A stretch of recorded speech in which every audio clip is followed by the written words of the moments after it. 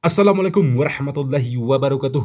Kali ini kita akan berjalan-jalan dan berwisata dulu di jalan provinsi Aceh ini, lintas Aceh ke Medan ini teman-teman.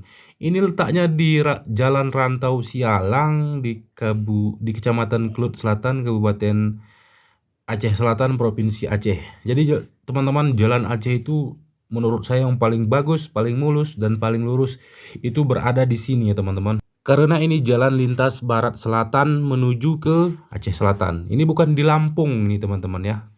Kalau Lampung beda cerita. Ini khusus di Aceh. Ini jalannya itu di pinggir pantai teman-teman.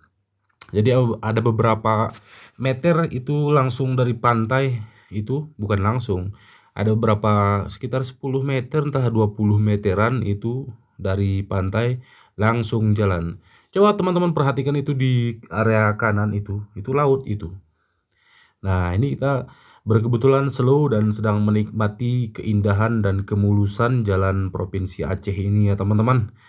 Jadi kalau pada umumnya jalan di Aceh itu bagus, hanya ada beberapa nanti di jalan lintasan provinsi yang agak kerukuk-kerukuk, begitu dia ya. Tapi kalau di jalan lintasan daerah, ada yang bagus dan ada yang tidak.